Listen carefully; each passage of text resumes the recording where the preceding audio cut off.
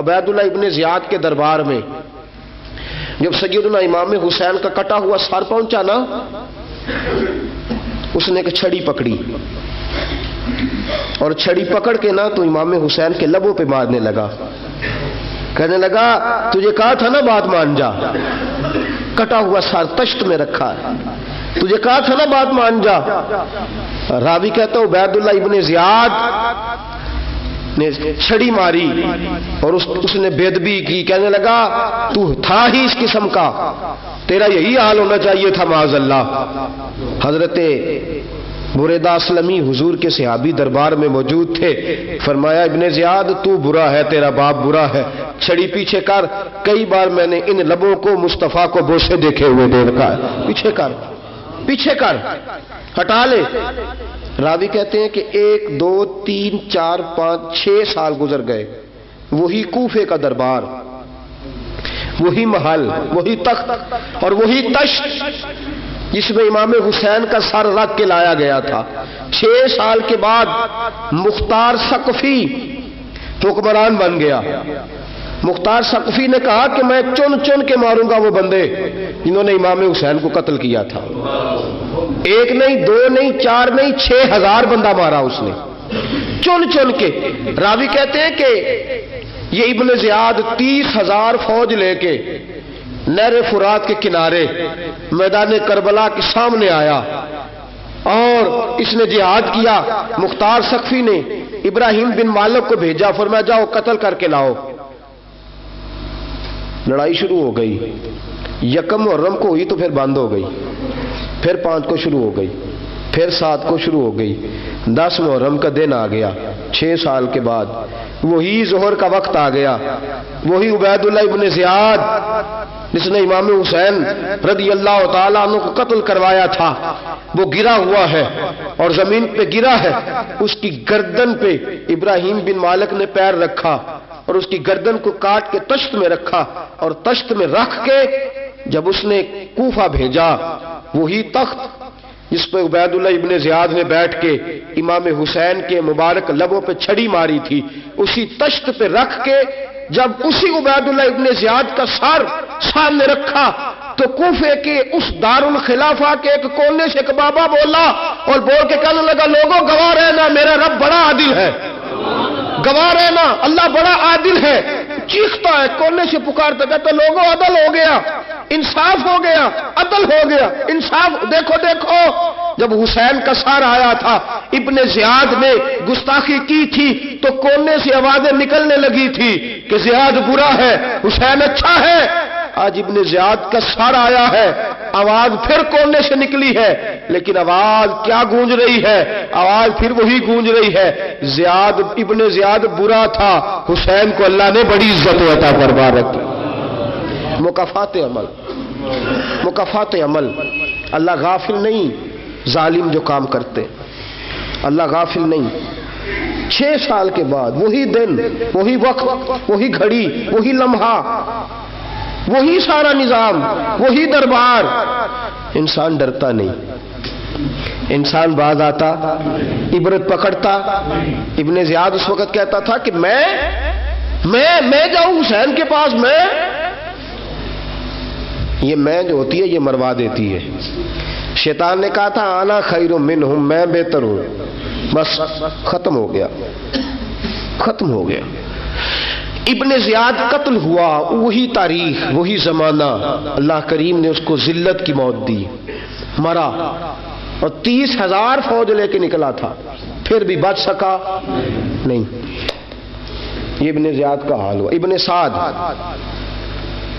صحابی کا بیٹا تھا، نبی پاک علیہ السلام کے پیارے صحابی کا بیٹا تھا، جناب سعد بن نبی وقاص کی اولاد تھی۔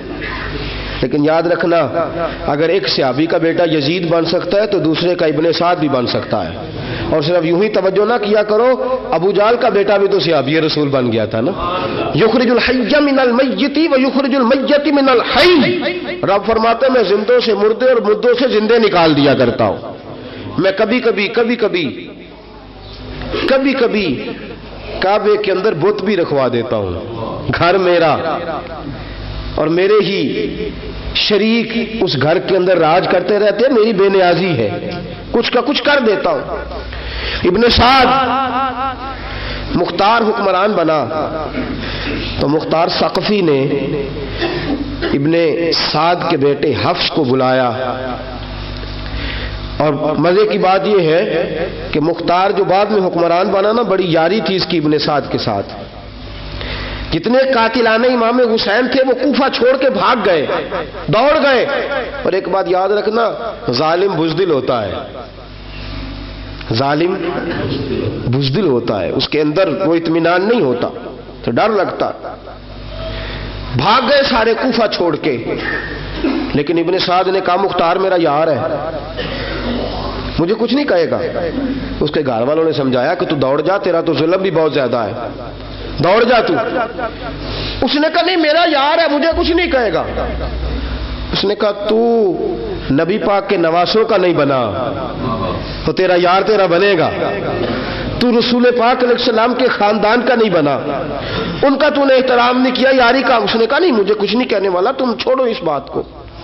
حفص کو پیغام بھیجا، بیٹا آیا. مختار نے کہا تیرا باپ کدھر ہے؟ اس نے کہا جی ابا جی اب باہر نہیں نکلتے، بس گھر کے کونے میں بیٹھ کے اللہ اللہ کرتے ہیں. اس نے کہا اچھا کیا کرتے ہیں؟ کہا جی گوشہ نشین ہو گئے. اس نے کہا اب تیرا باپ گوشہ نشین ہوا ہے؟ اب گوشہ نشین ہوا ہے. بھیڑیے سے لومڑی نے کہا کہ جاؤ شکار کر لو. تو بھیڑیا کہنے لگا بوڑھا ہو گیا تھا نا. بھیڑیا کہنے لگا نہیں میں نیک ہو گیا ہوں، میں نے شکار کرنا چھوڑ دیا ہے، میں کسی جانور کو تنگ نہیں کرتا. تو لومڑی کہنے لگی نہیں بادشاہ سچی بات کر، اب تجھ سے دوڑا ہی نہیں جاتا، اب شکار پکڑا جاتا، اب تجھ سے دوڑا نہیں جاتا، پکڑا. اب تیرے اندر آج بھی طاقت آئے تو تو کم کرے نہ، تو اب بھی چھوڑنے والا، اب تجھ سے دوڑا نہیں جاتا. ملا رومی فرماتے ہیں بوڑھا ہو کے تو بھیڑیا بھی نیک ہو جاتا ہے. کہاں کہ جاؤ تمہیں بلا رہا ہے. کہا نہیں جی میرے ابا جی نا آپ اندر رہ کے اللہ اللہ کرتے. اس نے کہا اسے اللہ اللہ یاد آئی ہے، اب اللہ اللہ یاد آئی ہے، کچھ گناہ ایسے ہیں جو رب معاف نہیں کرے گا. فرمایا وہ جتنی مرضی نمازیں پڑھے، جتنے مرضی روزے رکھے، جتنی مرضی نفل پڑھے، سارا کچھ کر لے، لیکن اللہ کبھی حسین کے گستاخ کو معاف نہیں کرے گا، کبھی نہیں معاف کرے گا. اس لیے کہ جو حسین کا بے ادب ہے وہ دراصل رسول پاک کا بے ادب ہے. اللہ اسے معاف کرے گا. ظالم میں اس نے ظلم کیا. ابھی 6 سال ہی تو گزرے تھے، 6 سال ہوئے صرف. ابن سعد بھیجا بیٹے کو، کہا جا اب اپنے باپ کو جا کے کیا تجھے مختار بلاتا ہے، بات سنے آ کے. ڈر گیا. میں نے کہا ظالم بزدل ہوتا. ڈر کہنے لگا اس سے جا کے کہو میں نہیں آ سکتا، بیمار ہوں. اس نے کہا چلو وہ نہیں آ سکتا تو ہم تو جا سکتے ہیں نا، ہم تو جائیں گے نا. ابن سعد نے بھیجے 10-12 بندے. فرمایا جاؤ زندہ نہ لے کے آنا، میرے پاس زندہ نہ لے کے آنا. گئے بیٹے کو حفص کو گرفتار کر کے کھڑا کر دیا. اور جناب یہ جو ابن سعد تھا اس کو بھیجا، کہا جب تم اس تک پہنچو نا تو جا کے گردن مارنا اس کی، اور مجھے اس کی وجود نہیں دیکھنا، صرف کٹا ہوا سر دیکھنا ہے. گئے جا کے اس کو پکارا، کہا مختار میں بھیجا ہے مارنے کے لیے. کہنے لگے مختار مجھے نہیں مار سکتا، میرا یار ہے. ابن سعد کہتا ہے مختار مجھے مار سکتا، میرا یار ہے. ان فوجیوں میں سے ایک فوجی کہنے لگا اگر تم محمد کے نواسے کو مار سکتا تو تجھے بھی تیرا یار مار سکتا ہے صلی اللہ علیہ. اگر تو رسول پاک صلی اللہ تعالی علیہ وسلم کے نواسے کو قتل کر سکتا ہے، تو نے نبی کا حیا نہیں کیا، وہ یاری کا حیا کیوں کرے؟ تو نے ظلم کیا ہے، اب دیکھ تیرا حال کیا ہوتا ہے. گرفتار کر لیا، منتیں کرتا رہا. تاریخ ابن سعد کو بتا رہی تھی کہ ابن سعد تو ہاتھ باندھتا ہے، پاؤں پکڑتا ہے. ذرا یاد کر میدان کربلا تجھے اپنی باری آئی ہے تو ہاتھ باندھتا ہے. میدان کربلا یاد کر، حسین نے بھائی کی بھی لاش اٹھائی تھی، حسین نے جوان بیٹے کی میت بھی اٹھائی تھی. 6 مہینے کا علی اصغر بھی اس کی گود میں دم توڑ گیا تھا. اس کی بیٹیاں پیچھے تھی، بہن پیچھے تھی، بھانجیاں پیچھے تھی، بھتیجیاں پیچھے تھی، لیکن حسین نے ایک بار بھی ہاتھ نہیں باندھے. یہ کون ہے؟ اٹا ہوا غبار سے پھٹا ہوا ہزاروں کوفیوں کے درمیان وہ اکیلا ہی ڈٹا ہوا، یہ بالیقین حسین ہے، نبی کا نور عین ہے۔ فرمایا یہ وہ میدان کربلا بھی یاد کرنا، تو ظالم تھا نا، معافیاں مانگ رہا ہے۔ حسین رسول پاک کے نواسے تھے، ایک بار بھی معافی طلب، دیکھ منظر یاد کر، ابن سعد کا ایک ہی وار میں سر قلم کیا، ایک ہی وار میں۔ امام حسین پہ تو پہلے 82 زخم لگے تھے تلوار کے، 82 زخم تلوار کے، نیزوں کے، اور کئی نیزوں کی انیاں امام حسین کے وجود میں ٹوٹ گئی تھی۔ امام حسین رضی اللہ تعالیٰ عنہ پہلے ڈٹے رہے، جمے رہے، بڑی دیر کے بعد گر، پہلے ہی وار میں گر گیا۔ ابن سعد کا کٹا ہوا سر پہنچا تو بیٹا کھڑا تھا۔ مختار سقفی نے کہا کہ تیرا باپ میں نے مار دیا ہے۔ کہنے لگا کوئی مزہ نہیں رہا زندگی میں۔ اس نے کہا چلو ٹھیک ہے، تمہیں بھی مار دیتے ہیں۔ پھر مزہ نہیں رہا تو مار دیتے، کاٹ دیا سر اس کا بھی، دونوں سر کاٹے، تشت میں رکھے، اور مدینہ منورہ حضرت محمد بن حنفیہ رضی اللہ تعالیٰ عنہ جو امام حسین کے چھوٹے بھائی تھے، جناب علی کی دوسری زوجہ کے بیٹے تھے، جناب علی کے صاحبزادے ان کے پاس بھیجے، اور بھیج کے کہا کہ لو ابن سعد کا سر حسین کا بدلہ ہے، اور اس کے بیٹے کا سر علی اکبر کا بدلہ ہے۔ جب محمد بن حنفیہ کے پاس پہنچے تو آپ نے فرمایا یہ کمینوں کے سر میرے بھائی کے سر کا بدلہ ہو ہی نہیں سکتے، یہ کہاں حسین کا بدلہ ہو سکتے ہیں؟ وہ حسین ابن علی، وہ حسین ابن علی، حسین ابن علی کی شان رفت کوئی کیا جانے، حسن جانے، علی جانے، نبی جانے، خدا جانے۔ وہ حسین ابن علی کہ باپ جنہ دا ہر میدان اندر لڑدا رہا سی کل ایمان بن کے، ماں جنہ دی سجدۃ النساء ہوئے تے نانا عرش تے جاوے مہمان بن کے۔ فرمایا یہ حسین کا بدلہ ہو سکتے ہیں؟ وہ خولی بن یزید،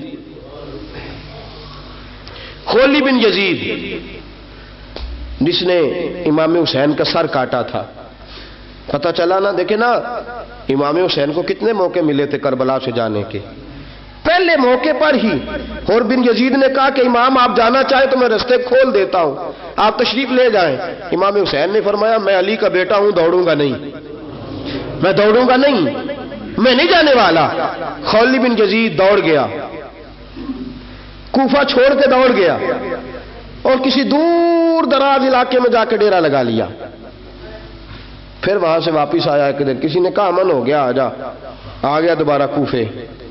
مختار کو پتا چلا کہ آ گیا ہے، پھنس گیا ہے، گھر پہنچ گیا ہے۔ اس کی بیوی جو تھی نا خولی بن یزید کی، بڑی محبت کرتی تھی نبی پاک کے خاندان کے ساتھ، حضور کے خاندان کے ساتھ بڑی محبت کرتی تھی، اور محبت والوں کا انداز پتہ کیا ہے؟ رنگے چمن پسند، نہ پھولوں کی بو پسند، ہم کو ہے وہ پسند جسے آئے تو پسند، یہ انداز ہے۔ انداز محبت یہ ہے کہ نبی پاک کا غلام نہ ہو، سگا چچا بھی ہو تو مانتے نہیں، غلام نہ بنے، سگا چچا بھی ہو تو مانتے نہیں، اور نبی پاک علیہ السلام کا غلام ہو، چاہے حبش کا رہنے والا بلال ہی کیوں نہ ہو، سردار مانتے ہیں۔ یہ انداز محبت ہے۔ وہ بیوی بڑی محبت کرنے والی تھی، اس نے پیغام بھیجا، اس نے کہا آ گیا ہے گھر، بندے بھیجے، کہا جاؤ خولی کو پکڑ کے لاؤ۔ مختار نے کہا جلدی لاؤ، حکمران نے حکم دیا، لاؤ پکڑ کے۔ گئے، گھر کے اندر گئے تو چھپ گیا۔ چھپا کہاں؟ ٹوکرے کے نیچے۔ میں نے کہا ظالم بزدل ہوتے، ایک ٹوکرے کے نیچے چھپ گیا۔ بیوی سے کہنے لگا، ان سے کہنا میں گھر کوئی نہیں، ان سے کہو میں گھر نہیں۔ بیوی کہنے لگی چلو ٹھیک ہے۔ دروازے پہ گئی، وہ کہنے لگے ہم خولی بن یزید کو گرفتار کرنے آئے ہیں۔ منہ سے پکار کے کہنے لگی گھر کوئی نہیں، منہ سے، اور ہاتھ کے اشارے سے کہنے لگی وہ ٹوکرے کے نیچے چھپا ہوا ہے۔ منہ سے کہنے لگی کوئی نہیں گھر، تاکہ سن لے اندر، سن لے۔ منہ سے کہنے لگی کوئی نہیں، ہاتھ کے اشارے سے کہنے لگی چھپا ہوا ہے ٹوکرے کے نیچے۔ گئے، جا کے ٹوکرا ہٹایا، اپنے پاس بہت ساری دولتیں اور جائیدادیں وہ ساری دے دی۔ کہنے لگا یہ میرے پاس کتنا پیسہ ہے، یہ بہت سے کاغذات ہیں، یہ کتنے زیورات ہیں، لے لو، مجھے چھوڑ دو۔ انہوں نے کہا وہ حکومت کدھر ہے جس کے لیے تم نے حسین کا سر کاٹا تھا؟ किधर है वो तुम्हारे तख्त, और किधर गई वो तुम्हारी सल्तनतें, और किधर गई वो तुम्हारी दौलत और इक़्तिदार, और किधर है वो तुम्हारा असला जिसकी बुनियाद पर तुमने रसूल पाक का खून मैदान करबला में बहाया था, वो हमारे सामने लेके आ। कहने लगा ये थोड़े से इनामात जो मैंने इकट्ठे किए थे, ये दुनिया की गंदी दौलत, इसके लिए मैंने मैदान करबला में इमाम हुसैन का मुबारक सर, मुबारक तन से जुदा किया था, ले लो, मुझे छोड़ दो। उन्होंने कहा ना दुनिया में ले तुझे छोड़ेंगे और ना अल्लाह ही तुझे क़यामत के दिन छोड़ेगा। गिरफ्तार करके लाए, गिरफ्तार करके लाए। मुख्तार ने कूफे के बाजारों के अंदर ऐलान किया कि आओ बाहर निकलो, तुम्हें बताऊं। हुसैन इब्ने अली का खानदान गिरफ्तार करके इन्हीं कूफे की गलियों में फिराया गया था ना, यही घुमाया गया था, आओ तुम्हें दिखाऊं खुदा का इंतकाम और अल्लाह तबारक व तआला का इंसाफ तुम्हें दिखाऊं, आओ मैदानों में निकलो, घरों से बाहर आओ। मुख्तार सकफी अगरचे बंदा बाद में ये भी ठीक ना निकला, लेकिन बाज़-ओ-क़ात मेरे नबी पाक अलैहिस्सलाम ने फरमाया अल्लाह अपने दीन का काम अपने नाफरमान से भी ले लिया करता है। उसने काम लेना हो फासिक से भी ले लेता है। अल्लाह ने ले लिया काम, निकलो मैदानों में। निकले बाहर, चौक भर गए, गलियां भर गई, कूफे के मोहल्लात भर गए। मुख्तार ने कहा लोगों 6 साल पहले की तारीख भी ज़हन में रखना, और आज का दिन भी तुम कभी मजेब खौली बिन यजीद है कि ये नारे लगाता था कूफे की गलियों में कि मैंने हुसैन का सर काटा है, मैंने हुसैन का सर काटा। तुम्हारे सामने खड़े, पूछो पूछो इससे। उससे पूछा भी तूने हुसैन का सर काटा? कहने लगा जी मैंने तो बिल्कुल नहीं काटा था, मैं तो इनाम के लिए नारे लगाता था, मैंने तो नहीं काटा। उसने कहा चलो अभी करते हैं तेरा बंदोबस्त। जख्म लगाए, जख्म लगाए, तलवार के साथ इसके वजूद पर जख्म लगाए, और जब निढाल हो गया, खून बह गया, जमीन पे गिर गया, तो मुख्तार ने कहा इसके वजूद को आग लगा दो, जिंदा को जला दो। जब वो जल रहा था, राख उड़ रही थी, लोग कह रहे थे कि देखो याद रखना अल्लाह ने रस्सी ढीली कर दी थी, अब रब ने रस्सी खींची है, तो देखो खुदा से बड़ा किसी का इंसाफ नहीं है। किस अंदाज में इमाम हुसैन के कातिल को शिमर जिल जौशन, मैंने कहा था 10 मुहर्रम के दिन जब मुख्तार के लोग इसके पीछे भागे तो मदीना मुनव्वरा तक गया, हजरत इमाम ज़ैनुल आबिदीन से भी मिला, उन्होंने पानी भी पिलाया, पानी भी पिलाया। कहने लगा इमाम साहब लगता है आपने मुझे पहचाना नहीं। फरमाया मेरा सारा घर उजाड़ दिया, मैं तुझे भूल सकता हूं? कहा फिर पानी क्यों पिलाया है? फरमाया बंद करना तुम्हारा काम है और दुश्मनों को पिला देना ये हमारे खानदान का रिवाज है। फरमाया मैंने मेरा सारा घर उजाड़ दिया, तुझे कभी भूल सकता हूं? भूल ही नहीं सकता। लेकिन चूंकि हमारे घर का कोई मिजाज ही थोड़ा मुनफरद है, हमारा कोई अंदाज ही थोड़ा मुख्तलिफ है। शिमर दौड़ता इमाम ज़ैनुल आबिदीन से कहने लगा पनाह, मुझे पनाह मिलेगी? आपने फरमाया जैसे अल्लाह पनाह ना दे उसे बंदा भी नहीं दे सकता।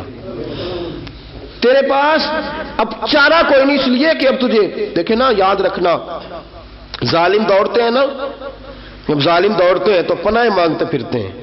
जब इनका तूती बोलता है तो कहते हैं हम चुमा दिगरे ने, हमारे जैसा कोई और है ही नहीं। और जब रस्सी खींचता है अल्लाह तो फिर भागे फिरते हैं गलियों और बाजारों में, दौड़े फिरते हैं। इसलिए कहते हैं कि डर के रहना चाहिए, डर के। आज भी इनके सारी शिमर को कहा कि तू अब तुझे कोई पनाह दे नहीं सकता, इसलिए कि तू अल्लाह की पकड़ में आने वाला है। शिमर दौड़ता दौड़ता एक गांव में जाकर छुप गया, वहां के लोगों को मारा पीटा, कहा कबर किसी ने बताया तो गर्दन उड़ा दूंगा। रात का सन्नाटा छाया तो मुख्तार सकफी का गिरोह पहुंच गया, शिमर को गिरफ्तार करके लाया। मुख्तार सकफी ने कहा कि इसके ना हाथ और पैर बांधो, ये पानी बंद करता था मेरे इमाम के बच्चों पर, ये पानी बंद, और नारे लगाता था, खड़ा होकर कहता था कि इमाम पानी जानवरों को दूंगा, दरिंदों परिंदों चरिंदों को दूंगा, लेकिन अगर अली असगर मांगेगा तो फिर नहीं दूंगा, अली अकबर मांगेगा तो फिर नहीं दूंगा, अब्बास मांगेंगे तो फिर नहीं दूंगा, अगर ज़ैनुल आबिदीन मांगेंगे तो नहीं दूंगा, सकीना शहरबानो और ज़ैनब को पानी नहीं मिलेगा, बाकी सारी कायनात पिएगी, आपको नहीं मिलेगा।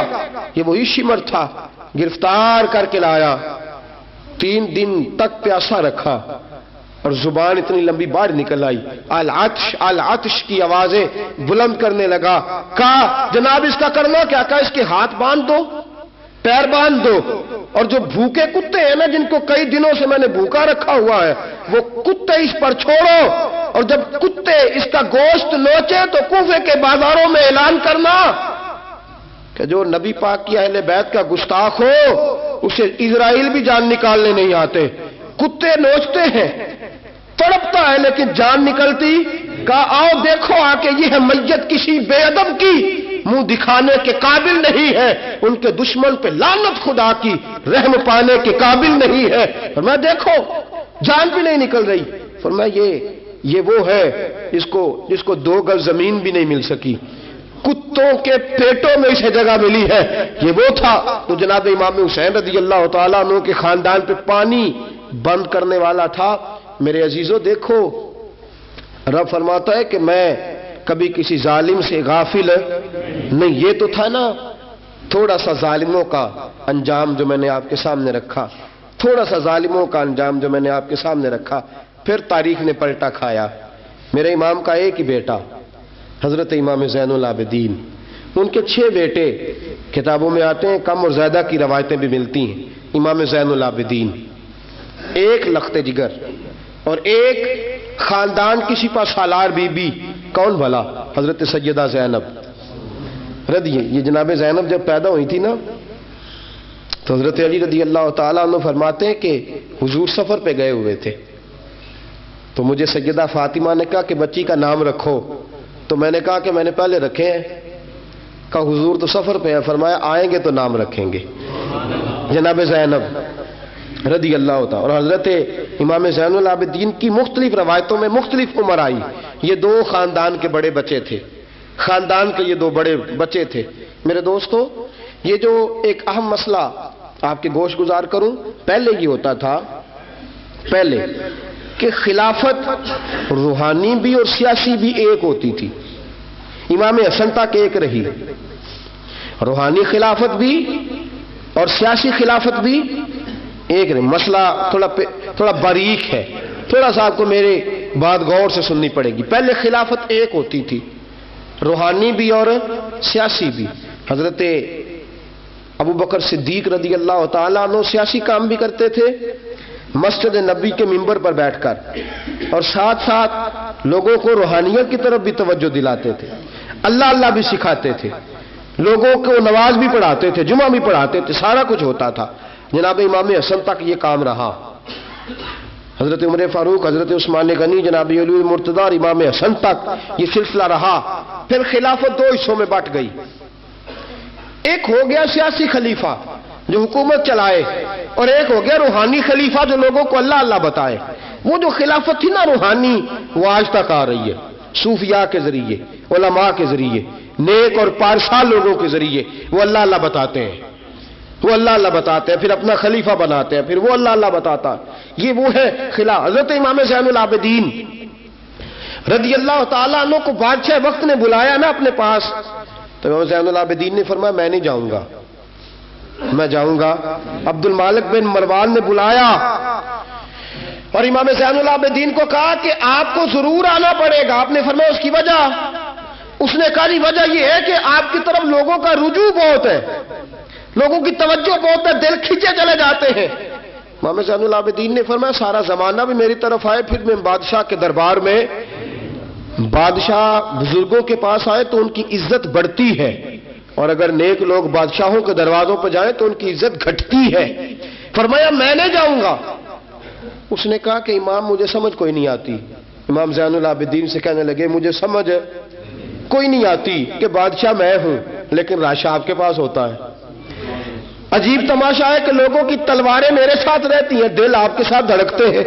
میں دیکھتا ہوں کہ مدینے کے بعد ایک کٹیا میں آپ رہتے ہیں، کٹیا میں، لیکن میں دیکھتا ہوں کہ سورج بھی چڑھتا ہے تو آپ کو سلامی دے کے چڑھتا ہے، اور چاند بھی نکلتا ہے تو حسین کے بیٹے کے قدم چوم کے نکلتا ہے. امام زین العابدین رضی مدینے سے باہر چلے گئے، ڈیرا لگا لیا عمر بھر اسی جگہ. نام تو علی اوس تھا نا آپ کا، لیکن زین العابدین عبادت کرنے والوں کی زینت. میرے امام نے خلیفہ عبد المالک بن مروان سے کہا تو باز آ جا، میں حسین کا بیٹا ہوں، مجھے لوگوں کو اللہ سکھانے دے. اب میں تخت خلافت پہ بیٹھ کر نہیں، میں چٹائی پہ بیٹھ کے دین پڑھاؤں گا.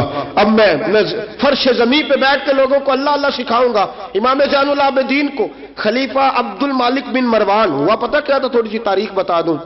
یزید کے مرنے کے بعد اس کا بیٹا آیا، وہ 40 دن تک رہا. میں نے 10 محرم کو بتایا تھا. اس نے کہا میں اپنے باپ کو بھی اس قابل نہیں سمجھتا تھا, چھوڑ کے چلا گیا.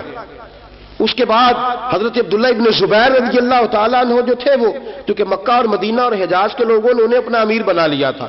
جب یزید کے بیٹے نے خلافت چھوڑی تو وہ پورے ملک کے ایک جو ہے وہ امیر بن گئے. ان کے درمیان ہی مروان نے سازش کی, مصر اور شام پہ اس نے اپنا تسلط جما لیا. مروان مرتے وقت اپنے بیٹے عبد المالک بن مروان کو بنا گیا امیر.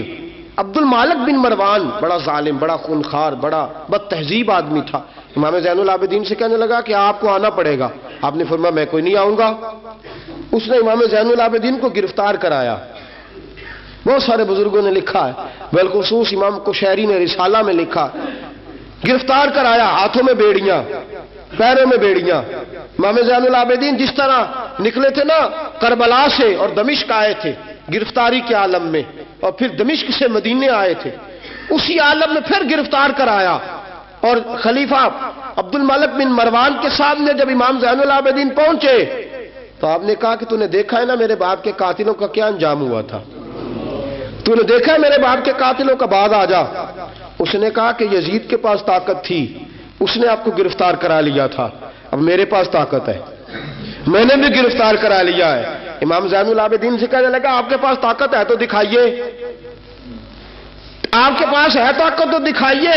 امام زین العابدین رضی اللہ تعالیٰ عنہ نے فرمایا تجھے کہا چیلنج نہ کر, میں درویش ہو گیا ہوں, ایک طرف لگ گیا ہوں, ایک کونے میں جا کے بیٹھ گیا ہوں, مدینے سے باہر جا کے میں نے ڈیرا لگایا, بس مجھے اب چھیڑ مت, مجھے اپنا کام کرنے دے, مجھے لوگوں کو دین سکھانے دے, اللہ اللہ بتانے دے, تو جان, تیری حکومت جانے, تیری سلطنت جانے, میں تیرے کام میں دخل نہیں دیتا, تو میرے کام میں دخل نہ دے, مجھے اللہ اللہ کرنے دے, اللہ اللہ کرانے دے. کہنے لگا میرے پاس طاقت ہے, میں نے گرفتار کر لیا ہے. امام زین العابدین رضی اللہ تعالیٰ عنہ کے ہاتھ اور پاؤں میں بیڑیاں تھی. امام زین العابدین کی زبان سے نکلا اللہ اللہ اللہ. تیسری دفعہ جب آپ کی زبان سے اللہ نکلا ساری بیڑیاں ٹوٹ کے زمین پہ گر گئیں. امام زین العابدین کے لیے اٹھنے لگا, فرمایا بیٹھ جا زمین پہ. خلیفہ زمین پہ بیٹھا. امام زین العابدین رضی اللہ تعالیٰ عنہ نکلے. مجھے نہ کہنا روایت ضعیف ہے, روایتیں ضعیف ہوتی ہیں, عقیدے مضبوط ہونے چاہیے. حضرت امام زین العابدین پلٹے اور پلٹ کے کہنے لگے طاقت پہلے بھی ہمارے پاس تھی, طاقت آج بھی ہمارے پاس ہے. جب رب کہتا ہے ہم استعمال نہیں کرتے, اور جب کہہ دیتا ہے تو ہم استعمال کرنا شروع کر دیتے ہیں. بس اللہ کی رضا پہ راضی.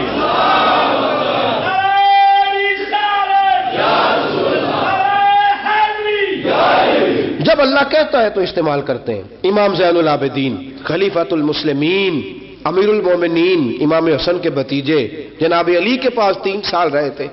وہ تو کٹ گئے سارے, لیکن میرے امام زین العابدین اگرچہ حکومت نہیں لی لیکن دلوں پہ حکومت کرتے رہے, دلوں پہ. یہی خلیفہ عبد الملک بن مروان. دیکھو کہتے ہیں جادو وہ جو سر چڑھ کے بولے, اور حقیقت چھپ نہیں سکتی بناوٹ کے اصولوں سے, اور خوشبو آ نہیں سکتی کبھی کاغذ کے پھولوں سے. پتہ ہوتا ہے ہمیں سچ کیا ہے جھوٹ کیا ہے. طواف کعبہ ہو رہا ہے, طواف کعبہ, ایک عورت بہت بڑی, اس نے کعبے میں بھی آ کے ظلم کرنے شروع کر دیے, لوگوں کو تنگ کرنا شروع کر دیا. ایک بات یاد رکھنا, میں گیا ہوں عمرے پہ, مجھے اللہ نے توفیق دی ہے, لوگ وہاں جا کے بھی باز نہیں آتے, دھکے مارتے ہیں, بڑا کچھ کرتے ہیں. وہ اللہ کا گھر ہے, اگر فضل زیادہ ہے تو وہاں غضب بھی بڑی جلدی ہو جاتا ہے. وہ بی بی باز نہیں کہتی تھی میں بہت بڑے امیر کی بیوی ہوں, خبردار کوئی قریب آیا تو. حجر اسود کے قریب گئی تو حجر اسود نے پکڑ لیا, دبوچ لیا, پکڑ لیا, چھوڑتا ہی کوئی نہیں. چمٹ گئی ساتھ, بلاؤ لوگوں کو, بڑا کچھ کیا, لیکن حجر اسود چھوڑتا. اللہ آپ کو حج کی توفیق دے, آمین تو کہہ دے. اللہ آپ کو عمرے پہ لے جائے. یہ حجر اسود پتہ بندے جا کے بہادری دکھاتے ہیں. میں جب پڑا سٹے 5-7 بندے, میں پھر چمدا رہا بڑا چیر. یہ کوئی عقل مندی کی ہے, یہ کوئی عقل مندی والی بات ہے. وہاں جا کے ہمارے بزرگ تو کہتے ہیں وہاں جا کے جانوروں کا بھی ادب کرو. وہ خدا رسول کے مہمان میں دھکے دیتے رہے ہو, کوئی عقل مندی ہے, یہ کوئی بہادری نہیں. اگر سوڈان والے کرتے ہیں, ایران والے کرتے ہیں تو وہ جانے, ان کا رب جانے, ان کے عمل جانے. ہم تو وہاں جا کے جانوروں کا بھی ادب کریں گے, ادب کریں گے, احترام. نہیں موقع ملتا تو نہ ملے. میرے حبیب نے فرمایا دور سے ہاتھ لہرا کے چوم لو, حجر اسود قیامت والے دن تمہارے ایمان کی گواہی دے دے گا. ہمارے ایماندار ہونے کی گواہی دے گا۔ بی بی چمٹ گئی ساتھ۔ خلیفہ عبد المالک بن مروان سے کہا کہ وہ بہت بڑے رئیس کی بیوی، اب چھڑا اب ساری زندگی تخت پہ بیٹھ کے امام زین العابدین کی مخالفت تو کرتا رہا ہے، اب چھڑا۔ نیچے اتر آیا، اس بی بی کے خاوند کو کہنے لگا زین العابدین کے پاس چلے جاؤ، اگر حل ہے تو اس کے پاس ہے، اگر کوئی علاج ہے تو اس کے پاس ہے، اس کے پاس جاؤ، میں چھڑا سکتا۔ ادھر جاؤ، ادھر وہ ہے دروازہ، وہ ہے جناب علی کا پوتا، وہ ہے امام حسین کا جانشین، وہ بیٹھا ہے۔ زین العابدین تیرا تو سارا گھر کربلا میں کٹ گیا تھا، تیرے پاس تو رہنے کو مکان تک نہیں بچا تھا، خون کی ندیاں بہ گئی تھی، اور یہ کیا معاملہ ہے؟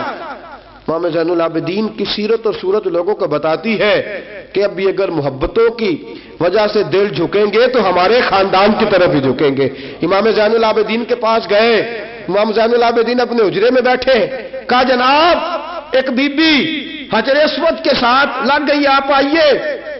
امام زین العابدین رضی اللہ تعالیٰ عنہ نے فرمایا میں نے سنا ہے رئیس کی بیوی ہے، لوگوں کی تنگ کرتی ہے، چھڑا لے گا؟ انہوں نے کہا حضرت جی وہ بھی آیا ہوا ہے، وہ کہتا ہے اگر چھڑا سکتا ہوتا تو پہلے بھی چھڑا لیتا، مہربانی کرے۔ امام زین العابدین اٹھے، ان کے ساتھ گئے، اس بی بی سے جا کے کہنے لگے تو توبہ کرتی ہے؟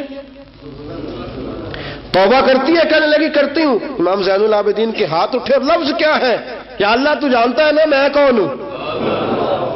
لفظ کیا ہے؟ امام زین العابدین کی دعا سنو، دعا پر میں مولا تو جانتا ہے میں کون ہوں، میں کون ہوں؟ راوی کہتے ہیں امام زین العابدین کی زبان پر لفظ ہے یا اللہ تو جانتا ہے نا میں کون ہوں۔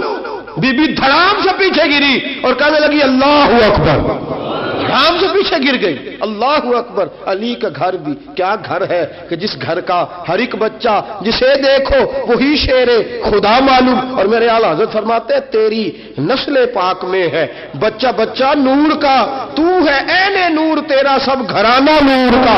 جناب امام زین العابدین رضی اللہ تعالیٰ عنہ کیا کہتے ہیں؟ یا اللہ تو جانتا ہے نا میں کون ہوں۔ ایک وہ تھے جو مٹ گئے، مٹتے ہیں، مٹ جائیں گے، مٹتے ہیں، آدھا تیرے نہ مٹا ہے نہ مٹے گا کبھی چرچا تیرا۔ ایک وہ تھے جو مٹ گئے، اور ایک یہ میرے امام کا صاحبزادہ ہے۔ اور میرے دوستو وہ جو بات میں نے پہلے کہی نا، یہ اکڑے رہے، یہ ظالم اکڑے رہے، مر گئے۔ میرے امام کا یہ صاحبزادہ، ایک صاحبزادہ مدینہ منورہ کے ایک کونے میں، ایک نکر میں ساری زندگی۔ لوگ کہتے ہیں کہ امام زین العابدین کا حال یہ تھا، نماز شروع کرتے اتنی لمبی نماز پڑھتے کہ بھول جاتے سارا زمانہ۔ امام زین العابدین نماز پڑھ رہے ہیں، گھر میں آگ لگ گئی ہے، چھوٹا بچہ آپ کا چھوٹا صاحبزادہ قریب سویا ہوا ہے۔ امام زین العابدین رضی اللہ تعالیٰ عنہ نماز پڑھ رہے ہیں، آگ لگ گئی، بچہ قریب سویا، لوگ آئے، شور مچ گیا، آگ بجھاتے رہے، بچے کو اٹھا کے لے جاتے رہے۔ نماز کے بعد امام زین العابدین نے دیکھا، فرمایا یہ کیا ہے، یہ خاک کس قسم کی؟ انہوں نے کہا حضرت جی گھر میں آگ لگ گئی تھی، آپ کو پتہ ہی نہیں؟ کہا کیوں، کیا ہوا؟ کہا ہم سارا زمانہ آگ بجھا رہا تھا، آپ نماز پڑھ رہے تھے۔ فرمایا تم دنیا کی آگ بجھا رہے تھے، میں نانا مصطفیٰ کی امت پر دوزخ کی آگ بجھا رہا تھا۔ تم دنیا کی آگ بجھا رہے تھے، میں حضور کی امت کے لیے دوزخ کی آگ بجھا رہا تھا۔ تم دنیا کی بجھاتے رہے، میں دوزخ کی بجھا رہا تھا۔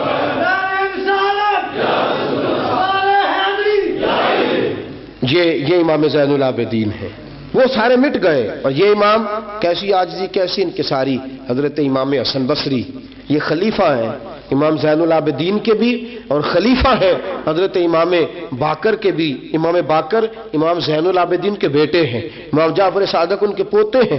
حضرت امام زین العابدین رضی اللہ تعالیٰ عنہ کے بارے میں حضرت حسن بصری فرماتے ہیں کہ رات کا سناٹا تھا، کعبے میں اس وقت اتنا رش نہیں ہوتا تھا، میں قریب ہی ٹھہرا ہوا تھا، آدھی رات کا وقت ایک نوجوان کے رونے کی آواز آئی، یا اللہ میرے گناہ بخش دے، یا اللہ مجھے معاف کر دے، یا اللہ مجھے معاف کر دے، وہ چیختا۔ امام حسن بصری فرماتے ہیں کہ میں سویا ہوا تھا اپنے حجرے میں، کعبے کے قریب ٹھہرا ہوا تھا، فرماتے ہیں کہ میری اس نوجوان کی آہوزاری کی وجہ سے میری آنکھ کھل گئی، اس کی طلب کی وجہ سے میں اٹھا، اور فرماتے ہیں کہ میں نے سوچا بہت بڑا کوئی گناہگار آ گیا ہے۔ فرماتے ہیں کہ وہ کیا کہتا ہے، जब मैं उठा हूं, काबे के करीब गया हूं कि जाकर तसल्ली देता हूं, तो उसकी जुबान से जुमला निकला, कहने लगा या अल्लाह मुझे क़यामत में जलील न करना, ऐ अल्लाह अगर मेरे अमल अच्छे नहीं तो मुझे क़यामत के दिन अंधा करके उठाना, मैं तेरे नेक बंदों के सामने क्या जवाब दूंगा। फरमाते वो नौजवान तड़पता है, रोता है। हजरत हसन बसरी फरमाते कि मेरे पहुंचते पहुंचते वो इतना बुलंद आवाज से तड़पने लगा कि बेहोश होकर जमीन पे गिरा। आप फरमाते मैं करीब गया, उस नौजवान के करीब गया तो बड़ी खूबसूरत खुशबू मुझे आई। फरमाते मेरे दिल में ख्याल था तसल्ली दूंगा कि बेटा ठहर जा, मैं भी दुआ करता हूं, तू भी दुआ कर, अल्लाह बड़ा मेहरबान है, माफ कर देगा। फरमाते हैं जब मैंने उस नौजवान के चेहरे से जुल्फे हटाई, गर्द साफ की, तो मेरे पांव तले से जमीन निकल गई। ये तो इमाम हुसैन का बेटा ज़ैनुल आबिदीन है, ये तो इमाम हुसैन के लख्त जिगर अलीउल मुर्तजा के जिगर पारे जनाब सैयदा फातिमा के नूर नजर है, ये तो हजरत शहर बानो शहजादी के बेटे हैं। इतनी इतनी तड़प, इतनी बेचैनी, इतना अल्लाह से ताल्लुक। हजरत हसन बसरी फरमाते हैं कि कदमों पे गिरा, पांव चूमे। इमाम ज़ैनुल आबिदीन की आंख खुली तो कहा हसन बसरी ना कर, ना कर, तू बुजुर्ग है। इमाम ज़ैनुल आबिदीन उठ के बैठ गए। हजरत हसन बसरी रहमतुल्लाह ताला अलैह फरमाते हैं मेरी आह निकल गई, आंसू मेरे बह गए। मैंने कहा ज़ैनुल आबिदीन कहां से दिल लेके आए हो तुम लोग, और कहां से सवारा है खुदा ने तुम्हारे खानदान को। सारा कुछ दे भी देते हो अल्लाह की राह में, सारा कुछ लुटा भी देते हो, सारा कुछ कुर्बान भी कर देते हो, अपने लिए रखता भी कुछ नहीं, और फिर भी माफियां ही मांगते फिरते हो, फिर भी माफियां ही मांगते फिरते हो, फिर भी रोते फिरते हो, फिर भी बारगाह खुदाबंदी के अंदर आहुजारियां करते रहते हो। हजरत हसन बसरी रहमतुल्लाह ताला अलैह फरमाते कि वो जमाना मैंने इमाम ज़ैनुल आबिदीन का देखा। मेरे दोस्तों वो तो मिट गए, अकड़े रहे ना, मिट गए। करबला के बाद वो मिट गए, मेरे इमाम को मिटाने वाले। लेकिन इमाम ज़ैनुल आबिदीन मेरे इमाम का एक साहबजादा बचे था, लेकिन उन्होंने रूहानी खिलाफत का आगाज कर दिया। पूरी दुनिया में मेरे इमाम ज़ैनुल आबिदीन का फैज है, जिस्मानी भी है, रूहानी भी है, इल्मी भी है। इमाम ज़ैनुल आबिदीन ने जिंदगी पूरी गुजार दी एक कोने में लग के। इमाम ज़ैनुल आबिदीन किसी सियासी काम में कभी मुदाखलत नहीं। हजरत इमाम जाफर सादक का जमाना आया तो फिर बादशाह ने बुलाया इमाम जाफर सादक को, और ये इमाम जाफर सादक वो बुजुर्ग है कि हजरत इमाम आजम अबू हनीफा रहमतुल्लाह अलैह इमाम जाफर सादक के मुरीद है, उनके मुरीद है, उनके खलीफा है। हजरत इमाम जाफर सादक को बुलाया, और जब सैयदना इमाम जाफर सादक रहमतुल्लाह अलैह रज़ी अल्लाह अन्हु पहुंचे तो आपने शानदार लिबास पहना, शानदार लिबास पहना, और आला किस्म का जुब्बा पहना, आला किस्म की पगड़ी बांधी, हाथ के अंदर असा पकड़ा, और हजरत इमाम जाफर सादक रज़ी अल्लाह ताला अन्हु कच्चे मकान से निकले, लेकिन जरा बावकार होके निकले। दरबारे बादशाह, दरबारे खिलाफत में पहुंचे, अपनी खुंडी को, अपनी छड़ी को हिलाया। मैं क्यों बुलाया मुझे? वो बादशाह जिसने कहा था बुलाओ जरा, पता करता हूं क्यों मेला लगा रखा है। फिर भी बादशाह डरते रहते हैं, फिर भी डरते हैं कि अगर इन रूहानी लोगों ने इशारा किया तो सारी दुनिया इनके पीछे निकल पड़ेगी। बुलाओ, क्यों मेला लगाए रखा है? जब बादशाह के सामने पहुंचे तो बादशाह से कहा क्या बात है, क्यों बुलाया था मुझे? कहने लगा हुजूर गलती हो गई। आज के बाद इमाम जाफर सादक बाहर निकले तो बादशाह के वारी कहने लगे तू बड़ी बातें करता था, डिंगे मारता था, बढ़ के मारता था, बुलाओ इमाम को पूछ लेता हूं क्या हुआ। कहने लगा यार पता नहीं क्या बात है, जब नहीं होते तो बात निकलती है, जब सामने आ जाते हैं तो मुंह के अंदर से जुबान बोलती नहीं है, जब सामने आते हैं तो क्या रोब है, क्या रोब है। असल उसे समझ नहीं थी कि तेरी नस्ल पाक में है बच्चा बच्चा नूर का, तेरी नस्ल पाक में है बच्चा बच्चा नूर का, तू है ऐने नूर, तेरा सब घराना नूर का। हजरत इमाम जाफर सादक बाहर निकले तो आपका खादिम घर जाकर कहने लगा इमाम साहब आला किस्म का लिबास, लोग बातें कर रहे थे, इतना बड़ा कीमती लिबास, लोग गुफ्तगू कर रहे थे। तो हजरत इमाम जाफर सादक ने कमीज उतारा, नीचे टाट का लिबास था। फरमाया ये जो ऊपर पहना है ये मखलूक को दिखाने के लिए है, और जो अंदर पहना है वो रब को दिखाने के लिए है। अंदर अल्लाह को दिखाने के लिए टाट का है, लेकिन मखलूक को दिखाने के लिए मैंने आला लिबास पहना है। इनके दिल में ख्याल ना आए कि रसूल पाक के अहले बैत शायद कमजोर हो गए हैं, इसलिए डरते और सहमे हुए आते हैं। मेरे नबी के खानदान ने उस वक़्त से लेकर ता दम आखिरी आज तक एक पूरा किरदार अदा किया है। سادات کا دین میں ایک پورا کردار رہا ہے، تحریر کے معاملات میں، تقریر کے معاملات میں، تدریس کے معاملات میں سادات کا پورا کردار رہا۔ وقت گزرنے کے ساتھ ساتھ کبھی سید غوث اعظم کی شکل میں آئے، اور کبھی سید معین الدین چشتی اجمیری کی شکل میں آئے، اور کبھی سید علی حجویری داتا گنج بخش کی شکل میں آئے، اور کبھی یہ سید حضرت شاہ آل رسول ماں رہروی کی شکل کے اندر آئے، اور کبھی یہ سید میر عبد الواحد بلگرامی کی شکل میں آئے۔ یہ سادات آتے رہے، اپنے اپنے دور میں چمکتے رہے، اپنے اپنے دور میں دین کا فریضہ سر انجام دیتے رہے۔ انہوں نے پھر اعلان حکومت والوں کو کہا کہ ٹھیک ہے، اگر تم سمجھتے ہو کہ اس طرح ہمیں دین نہیں پھیلانے دیتے تو ہمیں اللہ نے توفیق دی ہے، ہمیں اللہ نے طاقت دی ہے، اللہ نے ہمیں روحانیت دی ہے، ہم اس روحانی طرز کے ساتھ دین پھیلائیں گے۔ میرے دوستو، اگرچہ قوت اور اقتدار بھی ہمیشہ انہی کے پاس رہا، کربلا میں جو بھی آیا، آپ دیکھ لیجئے نا، یزید کے 14 بیٹے بتائے جاتے ہیں، کوئی بھی نہیں کہتا میں یزید کی اولاد میں سے ہوں۔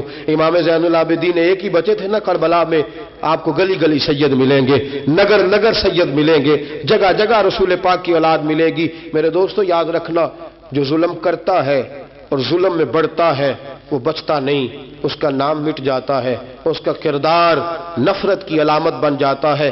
زندگی آپ بھی گزار رہے ہیں، وقت میں بھی بتا رہا ہوں، یاد رکھنا، خیال رکھنا، اگر ظالم بنو گے تو مٹ جاؤ گے، اگر ظالم بنو گے تو ختم ہو جاؤ گے، اگر ظالم بنو گے تو تمہارا نام لینا لوگ پسند نہیں کریں گے۔ ظلم کا نشان بن کے نہ رہنا، محبت کی علامت بن کے رہنا۔ اگر کبھی مار بھی کھانی پڑی تو وقتی طور پہ کھا جانا، تھوڑی دیر کے لیے مار کھا کے دیکھنا، کبھی کبھی مار کھانے میں بھی بڑی عزت ہوا کرتی ہے، کبھی کبھی مار کھانے اور برداشت کرنے میں بھی بڑا وقار ہوتا ہے۔ کبھی یہ بھی کر کے دیکھو، اس میں بھی ایک ذائقہ ہے، اس میں بھی ایک لطف ہے۔ میرے عزیزوں، جو ظلم کرے گا نہیں رہے گا، جو ظلم کرے گا اگر کتنے بھی اس کی ہاں اولادیں ہو جائیں اس کا نام نہیں چلے گا۔ جو محبت کرے گا، جو مار کھائے گا، خواجہ معین الدین چشتی نے بڑی مار کھائی، داتا علی اجمیری نے ہندوؤں سے بڑی مار کھائی، حضرت غوث پاک جیلانی کو بڑا ستایا گیا، یہ مار تو کھاتے رہے لیکن پیغام حق پہ ڈٹے رہے۔ جسے مار کھانی آ جائے، مار کھانی، بلکہ ملا رومی فرماتے ہیں جسے کٹنا آ جائے وہ بچ جاتا ہے، جسے قربان ہونا آ جائے اسے عزت مل جاتی ہے، جو برداشت کرنا سیکھ جاتا ہے وہ محبت کی علامت بن جاتا ہے۔ میدان کربلا نے یہ سبق دیا کہ اگر وقتی طور پہ مار کھانی پڑی تو ذرا کھا کے دیکھنا، لیکن کھانا حق کے رستے میں، کھانا حق کے رستے میں۔ اور ایک اور بات بھی ذہن کے اندر رکھیے، ضروری نہیں کہ کسی جگہ پہ کثرت ہو جائے، زیادہ ہو جائے تو وہ حق کی علامت ہی ہو، ہمیشہ کثرت حق کی علامت۔ اتبعوا سواد العظم والا معاملہ دوسرا ہے، لیکن کثرت ہمیشہ صداقت کی علامت نہیں ہوتی۔ یزید کے ساتھ تھے تو بہت زیادہ، لیکن کبھی بھی دل کے ساتھ انہوں نے یزید کی سپورٹ نہیں کی، تھے بہت امام حسین کے ساتھ، اس وقت تو تھوڑے تھے، لیکن ذرا آج تک دیکھیے کتنے ہیں جو امام حسین سے پیار کرتے ہیں، میدان کربلا سے لے کر آج تک۔ اور پھر کسی نے کہا تھا نا، انسان کو بیدار تو ہو لینے دو، ہر شخص پکارے گا ہمارے ہیں حسین۔ پھر دیکھنا صبح قیامت تک کتنے ہیں۔ حق کے نام پہ ڈٹ جاؤ، اگر تم ایک بھی ہوئے، دو بھی ہوئے، 10 اور 12 14 بھی ہوئے، رہنا حق پہ قائم رہنا۔ مار کھا کے دیکھنا، اس میں بھی بڑی لذت ہے۔